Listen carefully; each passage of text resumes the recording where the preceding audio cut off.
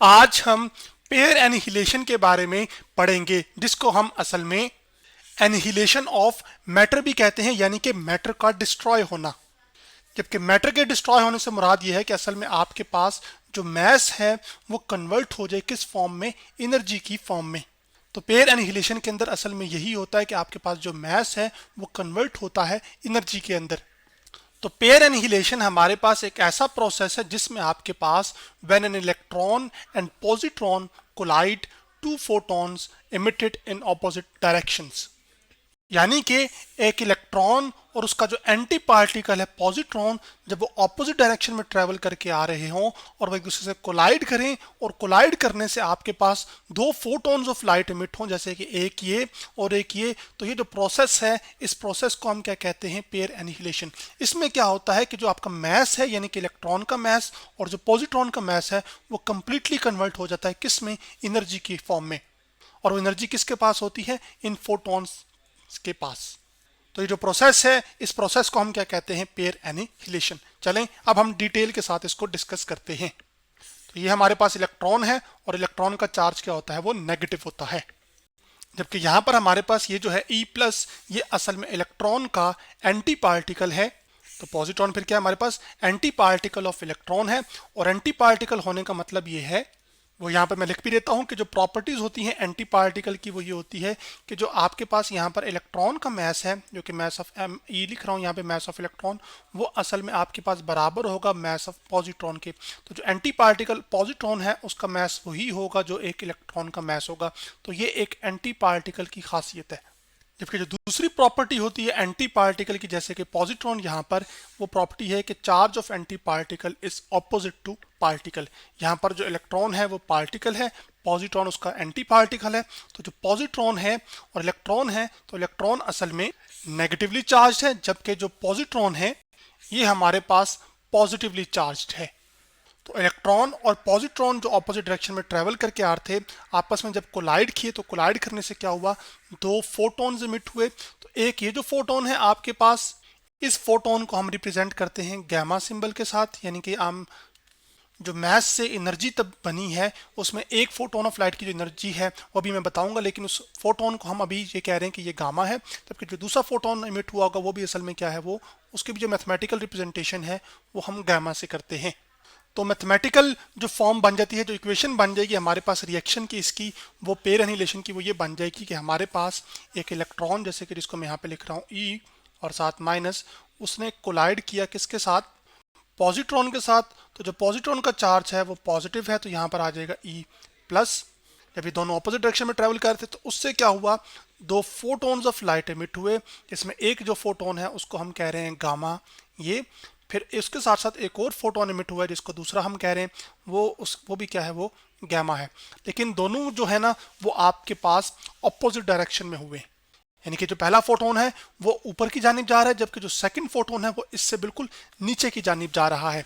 तो ये क्यों जा रहा है, ये भी चीजें मैं आपको अभी आगे एक्सप्लेन करूंगा।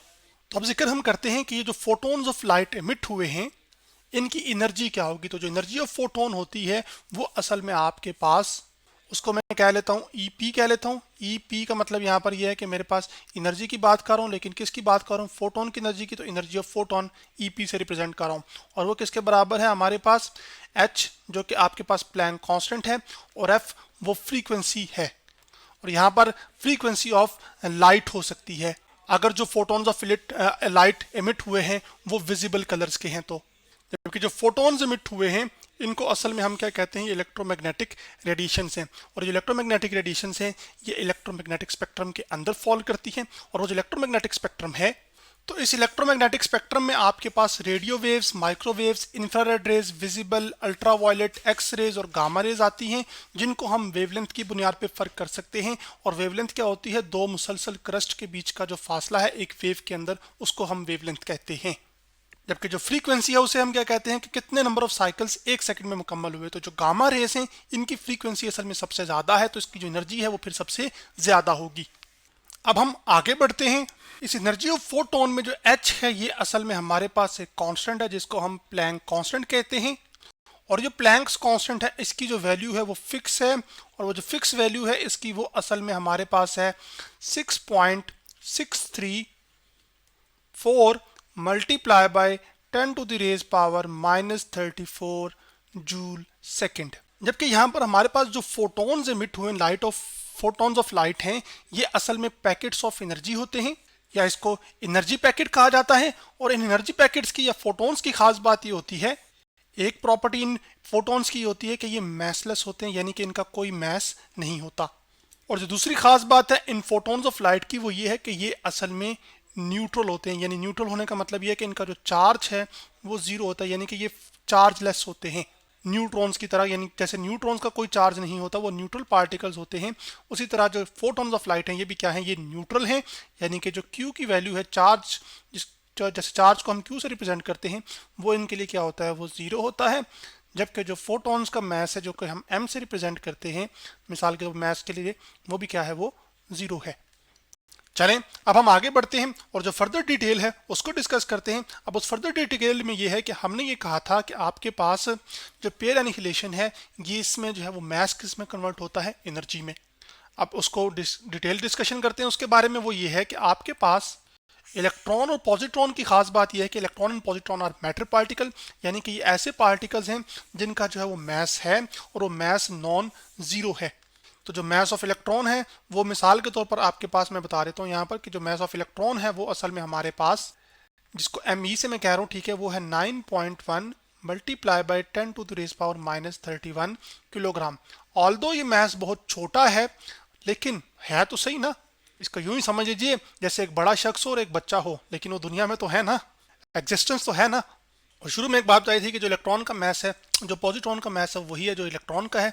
तो यहाँ पर इलेक्ट्रॉन और पॉजिट्रॉन के मैस क्या है, वो सेम है। और इसका मतलब पॉजिट्रॉन का भी मैस क्या होगा, 9.1 multiply by 10 to the power -31। जबकि जो फोटॉन्स है हमारे पास, फोटॉन्स ऑफ लाइट, इनका कोई मैस नहीं है। तो इस ये प्रोसेस पेयर एनिहिलेशन का ऐसा है जिसमें मैस क्या हो रहा है, कन्वर्ट हो रहा है एनर्जी में।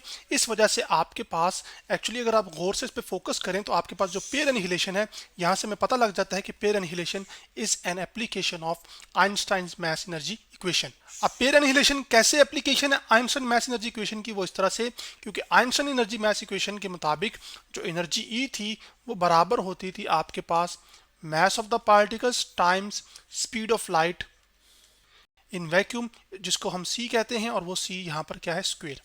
अब इस फेमस एनर्जी मैस इक्वेशन के मुताबिक जो एनर्जी है वो मैस में कन्वर्टेबल है और मैस एनर्जी में।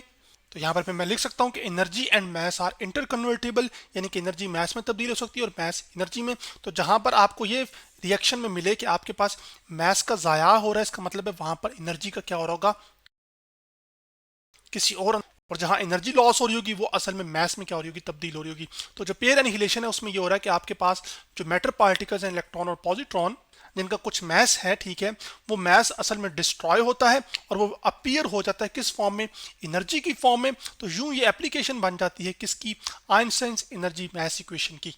इसी तरह इससे पहले आप पेयर प्रोडक्शन के बारे में पढ़कर आ चुके हैं, जिसमें ये होता था कि जो पेयर प्रोडक्शन था उसमें एनर्जी जो थी वो कन्वर्ट होती थी मैस में। तो अब चले हम आगे बढ़ते हैं और जो लास्ट इंपॉर्टेंट पॉइंट है पेयर एनिहिलेशन से रिलेटेड उसको डिस्कस करते हैं। उसमें जो सबसे पहले हमारे पास है जो मैथमेटिकल इक्वेशन मैंने आपको पेयर एनिहिलेशन के लिए भी बताई थी, जिसमें एक इलेक्ट्रॉन पॉजिट्रॉन के साथ इंटरेक्ट करता है, यानी कि आपस में कोलाइड करते हैं और उससे दो फोटॉन्स ऑफ लाइट बनते हैं जो कि ऑपोजिट डायरेक्शन में क्या करते हैं, ट्रैवल करते हैं। अब इलेक्ट्रॉन और पॉजिट्रॉन के कोलिजन से पहले का जो टोटल चार्ज है वो सबसे पहले हम मालूम करेंगे। So total charge before collision आ जाएगा हमारे पास यहाँ पर, जिसको मैं लिख रहा हूँ, ठीक है। अब उसको हम Q चलें इनिशियल कह लेते हैं, ठीक है, जो QI है आपके पास। अभी जो QI है ये असल में इलेक्ट्रॉन और पॉजिट्रॉन के चार्ज को मिला के हासिल होगा। अब हमारे पास जो QI है वो एक्चुअली आ जाएगा फिर, क्योंकि इलेक्ट्रॉन का चार्ज क्या होता है, वो -1 है, ठीक है। तो मैं यहाँ पे लिखूंगा -1 प्लस, जबकि एक पॉजिट्रॉन का जो चार्ज है वो +1 है, तो यहाँ पर क्या आ जाएगा, +1। जबकि -1 और +1 कितना होता है, वो 0 होता है। तो इसका मतलब है इनिशियल चार्ज कितना निकल कर आया है पेयर एनिहिलेशन के लिए, वो 0 निकल कर आया है। तो जो टोटल चार्ज आफ्टर कोलिजन है, जिसकी वजह से आपके पास कोलिजन के बाद दो फोटॉन्स ऑफ लाइट बने थे जो कि ऑपोजिट डायरेक्शन में ट्रैवल कर रहे हैं, तो वो QF है, जिसको मैं Q फाइनल चार्ज कह लेता हूँ। तो वो जो QF है वो असल में हमारे पास होगा इस इक्वेशन जो हमारे पास है पेयर एनिहिलेशन के लिए, उससे ही हासिल होगी फाइनल चार्ज, तो QF आ जाएगा।